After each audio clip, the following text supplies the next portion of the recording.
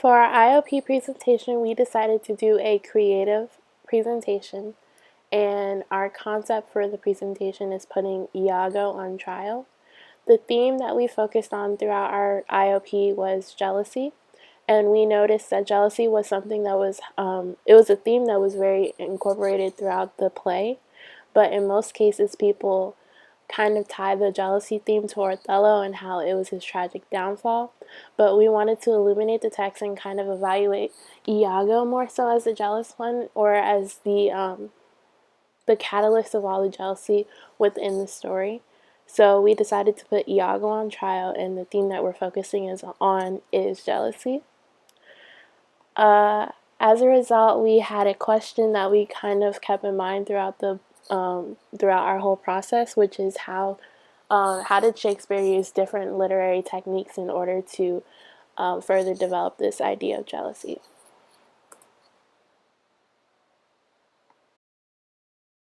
The case of the City of Venice versus Iago is now in session. We will now hear the opening statements from both lawyers.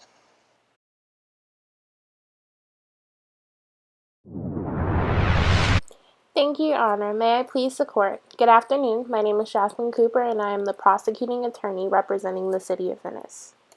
Today, Your Honor, we bring forth the culprit, Iago, on several unforgiving charges that cause pain, death, and violence in our great city of Venice. In our society, we believe in social order. We are a city that recognizes our leaders and authority that they have. We are a city that comes together in order to support the greater good. For example, like fighting against the Turks in Cyprus in order to defend our territory. But one individual who is here today has corrupted that system. The defendant sitting right over there has decided that he is above the law and has let his jealousy of other high officials get the best of him. The defendant present today was not only a jealous individual, but he was one who in the end used his own prejudice in order to justify that jealousness. Iago is a conniving, unrelenting individual who was fueled by his jealousy and prejudice towards the great Othello. Iago has developed into an individual that we as Venetians look down upon. An individual who only looks out for himself and manipulates any and everyone to get what he wants. Now, admittedly, Iago is a man with great experience in the army, but he was upset that he was passed up for promotion. Iago expressed his anger and jealousy with words like, "I hate the Moor," or "the Black Ram." Iago felt that he was superior to Othello, and the very fact that Othello failed to pick him as his lieutenant made Iago even more mad and jealous towards the person who did get the spot. Because Iago did not get the position as lieutenant, he plotted revenge on Othello and anyone else who got in his way. Iago initiated all conflict by bringing Othello and Desdemona's relationship into the public eye. He got her father involved, causing him so much grief that he died. And Iago continued his plot by convincing the naive Rodrigo that he had some type of chance with Desdemona, and involved him in his grand plan,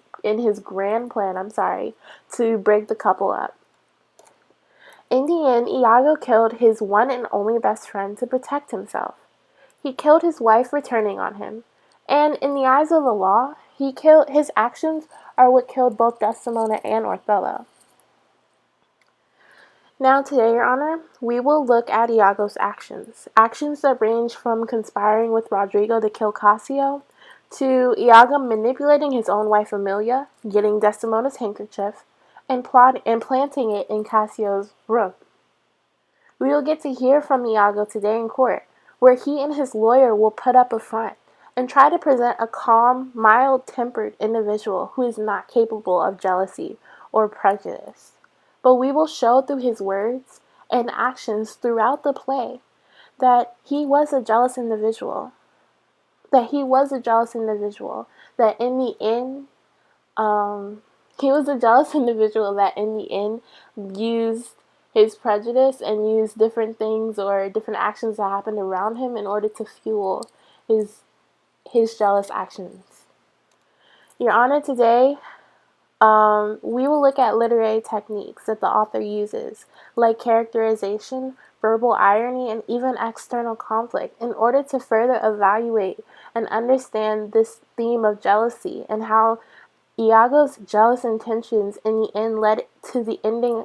In the end, led to the tragic ending of this play.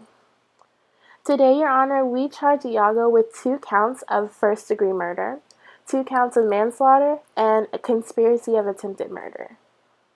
In closing, we will prove that Iago was fueled by his jealousy of Othello, and something that no one saw coming. We hope that at the end of the day, you will rule in our favor of guilty on all accounts. Thank you, Your Honor. Good afternoon.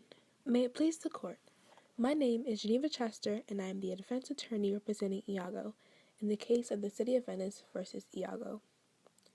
Your Honor, ladies and gentlemen of the jury, I simply ask you, at this very moment, to imagine having to walk a mile in Iago's shoes. Someone who has a significant amount of serotonin in his brain. This imbalance of serotonin levels influences the mood of the individual, which causes them to act very calmly and to not react to a situation that people without the imbalance would usually react to. Your Honor, after recent visits to the doctor and many neurological tests, we found out that an imbalance of serotonin in Iago's case caused him to suffer from bipolar disorder. Iago was only recently diagnosed with this disorder, so he was not taking any type of medication to keep his mood stable at the times when the attack of the victims occurred. Today, the prosecution has one main job, and that is to prove to you, without a reasonable doubt, that my client, Iago, is guilty of murder to the first degree, manslaughter, and even conspiracy of attempted murder. They will do so by trying to slander my client's character by making him seem like a jealous man. But, Your Honor, Iago's actions of killing Emilia and Rodrigo and trying to kill Cassio were not because he was jealous, but they were all done compulsively. Othello, God rest his soul, was the person that influenced Iago to kill Cassio. Othello tells Iago, "Oh, that the slave had 40,000 lives, when is too poor, too weak for my revenge. Now do I see, 'tis true. Look here, Iago, all my found love does do I blow to heaven, 'tis gone." These are the exact words of Othello telling Iago about his hatred towards Cassio and how he wants him dead. Othello uses Iago's vulnerable mind and loyalty to manipulate him into killing Cassio. Othello then tells Iago that within these 3 days, let me hear thee say that Cassio's not alive.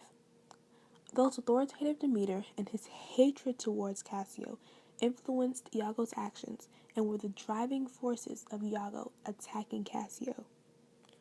Othello took advantage of Iago's state of mind. During these events, Iago had no control over his actions. He was experiencing mania and hypomanic attacks, which caused him to experience hallucinations, intense anxiety, agitation, aggression, and paranoia, which led to the attack and deaths of Rodrigo and Emilia. The prosecution will also try to use words that Iago has said about these victims against him. But, Your Honor, Iago's words were said out of impulse. I assure you that he would not have said any of those things if he was in his right state of mind. Even if he did, Iago, being a citizen of the City of Venice, has freedom of speech and the right to express himself through his words. For example, the prosecution may quote my client when he wakens Brabantio with the news that his daughter Desdemona has eloped with Othello. Iago says, "Even now, very now, an old black ram is tupping your white ewe. Arise, arise, awake the sorting citizens with the bell, or else the devil will make a grandsire of you. Arise, I say." Iago's words in no way, shape, or form caused any physical harm to the individuals that he was referring to. Iago's words were simply used to express himself. Your Honor, being able to place yourself in someone else's position is not something that's easy to do. And it is even harder when someone suffers from an internal mental disorder that controls the victim's actions. My main goal as a defense attorney for a client that has a mental disorder is to prove to you that my client was not in the correct state of mind and acted upon uncontrollable impulse that resulted in the death of 2 Venetian citizens. Your Honor, I ask you to listen to my client's testimony and to review all the facts of the case and to rule in our favor of not guilty due to the defendant's state of mind. Thank you, Your Honor.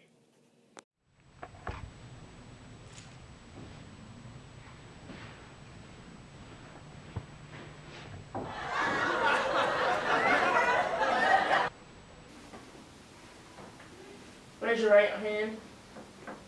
Do you swear to tell the truth, the whole truth, and nothing but the truth, under the pains and penalties of perjury? I do.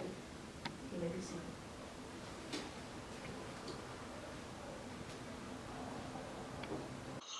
We will now hear the direct examination of Iago. Please state your name for the record of the court. My name is Iago. Mr. Iago, can you please briefly describe the extent of your relationship to Mr. Othello? I am Othello's standard bearer, and I've been with him for as long as I can remember, honestly. He's my lord, my commander, and I'm his loyal servant. When Othello asked you for advice on his relationship, what did you tell him? Well, at that point, I could realize he was starting to have his doubts about Desdemona, so I told him that, well, she was able to lie to him about being with him to her father, so he should just watch her. What did you mean when you told Othello to beware of the green-eyed monster? Well, because of my words, Othello had started to gain, he was starting to get angry about the situation between Desdemona and Cassio. So I told him to beware of jealousy, as he was threatening to kill me. He was threatening violence on Cassio. So I tried to reassure him that Cassio is in fact a good man, and therefore he should beware of the evil that jealousy can cause one to do. If Othello were alive today, what would he say about your character? Well, Othello has once said that I'm his most loyal servant and friend. What is your relationship to Mr. Cassio? I did not know of Cassio until Othello told me he was the new lieutenant. What, if any, were your reactions towards Cassio getting the job instead of you? Well, I had rightfully felt, since I worked with Othello so long, that I would own seniority, therefore the job would be mine. So when I first found out it was Cassio, of course, I was extremely enraged, but after thinking about it over some time, I realized Othello is in this position of power because he is wiser than me, and therefore he had a reason for picking Cassio over me. Did you in any way, shape, or form manipulate or plan to destroy Cassio's character? No, I did not. In fact, I encouraged him in his position. What, if any, were your motives or driving forces that led you to the stabbing of Rodrigo? You see, as I said before, I am very loyal to Othello, and I knew how much he loved Desdemona and how much she made him happy since he was approaching 35 and he really thought he was getting old. But he finally found love. And I also known Rodrigo for a little bit, and I thought that his infatuation for Desdemona was one of a small crush, and I would often tease him about it. But when he followed us to Cyprus, I did realize that he wanted, in fact, to break their relationship. And being the type of person that I am, I could not let him break what gave my master happiness, so I slayed him in efforts to protect their marriage. No further questions. Thank you, counsel. We are now ready to move on to cross-examination. Mr. Iago, isn't it true that you were mad that Othello did not make you his lieutenant? Yes, I was, because I did expect to be his lieutenant, and as a matter of fact, 3 commanders above me had went up to him recommending me for the position. But back to the point, you were angry with Othello, right? I was. Isn't it true that you said, even now, very now, an old black ram is thumping your white eagle? I did. So you admit that you called Othello a black ram? Out of disdain and childish anger, yes. But what's the real reason you called him a black ram? I was angry. I felt he robbed me of what was rightfully mine. So isn't it true that you were trying to be offensive? You were trying to spite him with this, with calling him this name? Is that not what one does when one is angry? In that case, isn't it fair to say that you, a white Venetian, was upset with this old black ram I did and no hated him such not thing. just Objection, Your Honor. Counsel is badgering my witness. Indeed, counsel, keep a mild temper. Thank you, Your Honor. Iago, did you or did you not call Othello all of these things? I did. And these names had nothing to do with the promotion, but only because Othello was a Moor, correct? Well, Yes or no, please? I, Moving on, did you or did you not make up a plan to convince Othello that his wife Desdemona was cheating on Cassio? Cheating with Cassio. I did not make up a plan. I simply told him what I was seeing, and I made sure to assure him that they were just my suspicions. I'm sorry, your wife is Emilia, correct? Yes, she is. And Emilia works for Desdemona. She is. Yes. And Desdemona is Othello's wife, correct? Yes. Did you or did you not ask your wife to get Desdemona's handkerchief? I did. And did you or did you not plant Desdemona's handkerchief in Cassio's room? Yes or no, It please? was a childish prank. A childish prank that you used to manipulate Othello, correct? That cannot be proven. You would agree that it was your plan to bring Othello into Cassio's room so he would see the handkerchief, correct? It was out of jester. But you did do this, correct? I did. Okay. Iago, isn't it true that you killed Rodrigo? Yes, I did, as I stated earlier, to protect my lord's marriage. But you were the one who killed him. Yes. You were the one who took your own sword and physically stabbed Rodrigo. Yes. And Othello didn't do this. No, but I did do it for him. But you did it yourself. Yes. Thank you. Iago, isn't it true that you said, and I quote, "Men should be what they seem, or those that be not, would they might not see men." I did say that. And what did you mean by this? I simply meant that the character a man presents up front should be how he truly is. But in regards to you yourself, Mr. Iago, isn't it true that you told Othello you loved him, that you were loyal to him, but then swore to Rodrigo that you hated his guts? Well, every person does that in a job, and to be fair, I was angry that he chose Cassio. That is when I just found out. But Mr. Iago, isn't this quite ironic that you're saying one thing and doing the complete opposite? You cannot blame my actions that I did when I was angry. No further questions. In light of the grave accusations presented here today against the defendant, the court will now allow the defendant to make a statement. Your Honor, in light of all the evidence brought against me, I would like to present you with my account of the events that took place in Venice and Cyprus. Pardon me if my language becomes informal when I speak of my dead deceased comrade Othello. I had served as his loyal standard bearer for as long as I can remember. We were closer than brothers. It is military tradition for promotions to be based on seniority, ergo, myself. So you can imagine my shock when he announced Cassio was to be his lieutenant. You see, in my eyes, us humans are like animals. We're designed to be predators, not prey, alphas and lions. As a loyal servant, I simply wanted to be Omega to Othello's alpha wolf. But instead, he chose a gazelle, graceful and quick, yet unwise. I was jealous and angry, but I am a gentleman and a trained soldier. So it was in me to keep my composure no matter all the circumstances. On matters of Desdemona, I did not kill her. Othello did. But some say I was the invisible hand that pushed him to do it. That is not the case. I have no unfavorable opinions of Desdemona, nor did I want to end their relationship. However, Rodrigo was infatuated with her. He was one of her suitors, and on many occasions, Brabantio, her father, had told him, "I have charged thee not to haunt about my doors. My daughter is not for thee." All this talk of my jealousy is futile in this cause. Rodrigo had motive. He wanted Desdemona. That is why he was in Cyprus. I slayed him in respect to Othello, to preserve his marriage. Pardon me, I got carried away.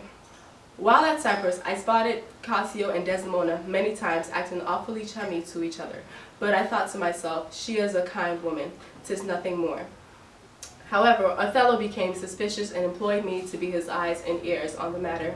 I simply reported only what I heard and saw, but I made sure to assure him it could be harmless. I stated, "For Michael Cassio, I dare be sworn, I think he is honest. Anything else that occurred is out of my jurisdiction." You see, I wanted Cassio to be efficient as a man, you cannot dwell on your past dreams. Once they have become unattainable, you simply make a new path. I never wanted to hurt Cassio. Othello told me to eliminate Cassio. Who am I to disobey my lord? I did try to speak sense into him. I warned him of the green-eyed monster that is jealousy, but he would not listen, so I carried out his orders. How can I be blamed for following a command and order? It is what we are trained to do. As for Amelia, I had suspected her of fancying Othello. Maybe something happened between them, I may never know, but it did not sit right with me. She was supposed to be my wife. So when she tried to accuse me of breaking up Othello and Desdemona, I became enraged, and next thing I know, she was dead next to me. I do not feel remorse at that. She was not a faithful wife. If I should be prosecuted, let it be for my wife, not for those who I had no control over or did out of authority, command. Thank you.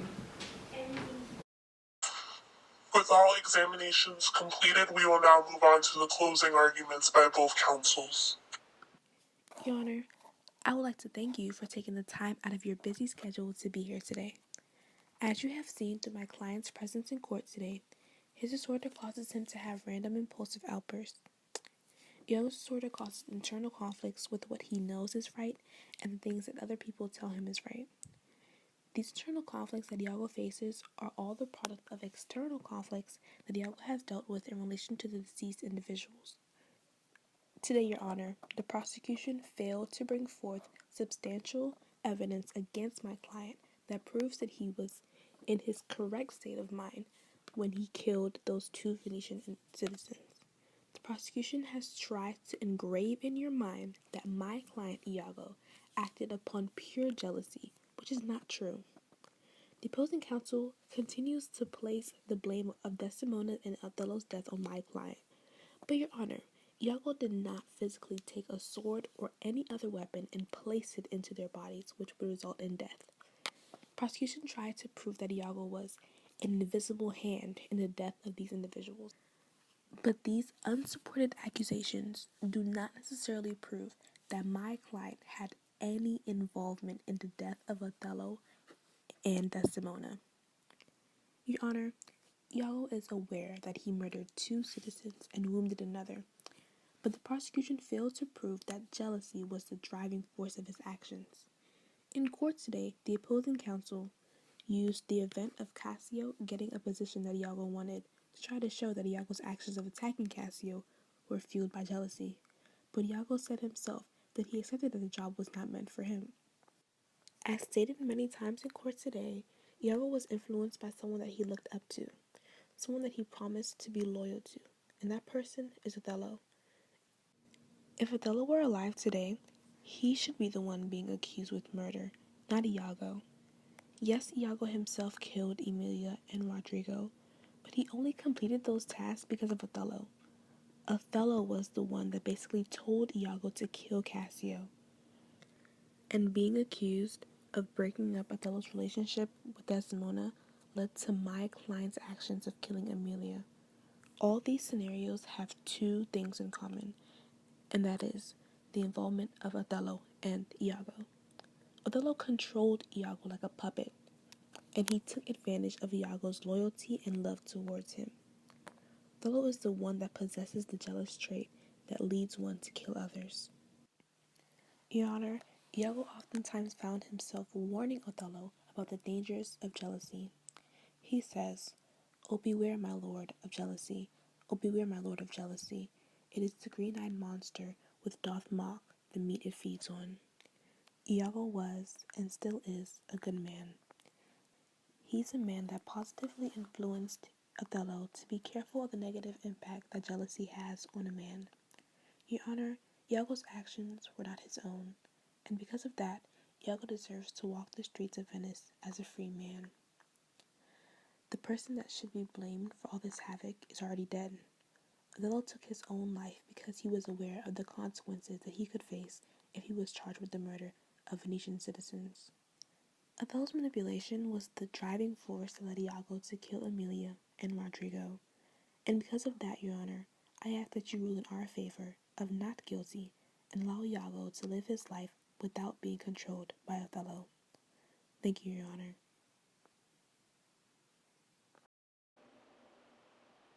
Your Honor, I would first like to thank you for your service. Thank you for being here. You are obviously helping our justice system, and without you, we would live in an unjust society. But before I begin, let me remind you that there is a great difference between envy and pure jealousy fueled by hatred. There is a difference between looking out for oneself and being completely selfish, advancing one's own goals.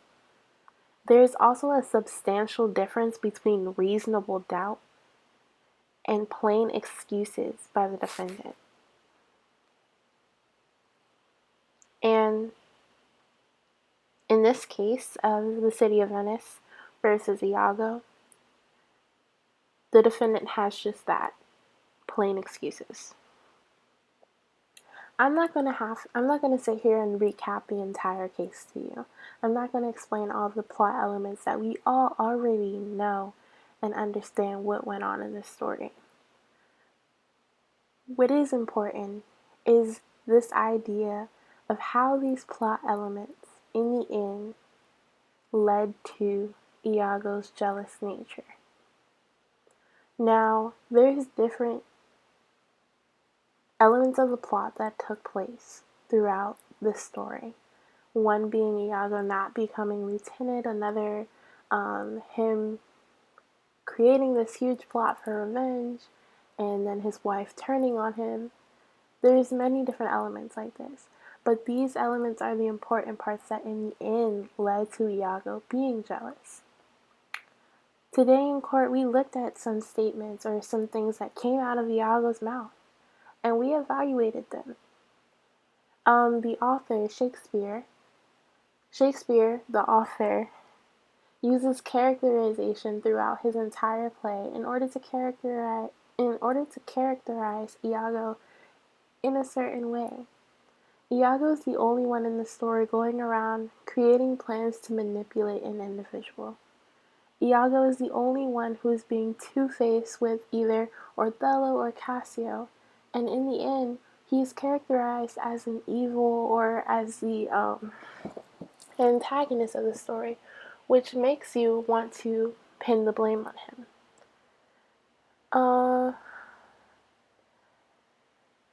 Today in court, the defendant and his legal counsel tried to argue that Iago suffers from some type of disease or some depression, but it is evident that the only thing Iago suffers from is envy. Iago is an individual who is unable to cope with the idea that he is not number one. And that is what in the end led to his actions, not some depression or high levels of Sarantova or whatever was mentioned by the defense. Let's look at a point. Let's look at something that Iago said himself. Iago said, and I quote, "I've killed many men in battle, but I still believe it's deeply wrong to murder someone. Something I worry I'm not cool enough for this job. 9 or 10 times I wanted to stab him under the ribs." Iago makes many statements throughout the entire play that are just like this one. This statement is ironic because Iago is talking about how killing men in battle and how he thinks it's wrong to kill people when at the same time he's a soldier who does it for a job. He is a murderer who has gone around and killed 2 people because of his jealousy. And thirdly, he contradicts himself right there in his own statement by later on saying 9 times out of 10 I want to stab him under his ribs.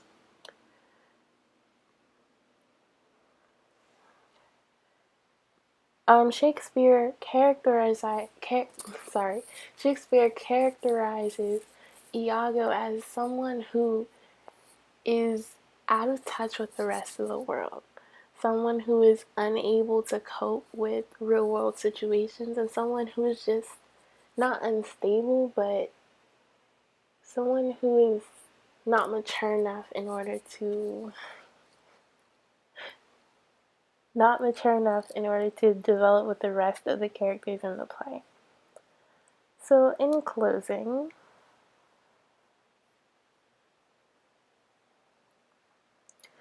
it is evident that Iago as a character has no regard for human life or social order. This man is someone who no longer deserves to walk the streets of Venice and should receive the punishment that most concretely fits his crimes. And that punishment is death. Your Honor, we hope that you have considered all the evidence presented here today and rule in our favor of guilty on all accounts. Thank you.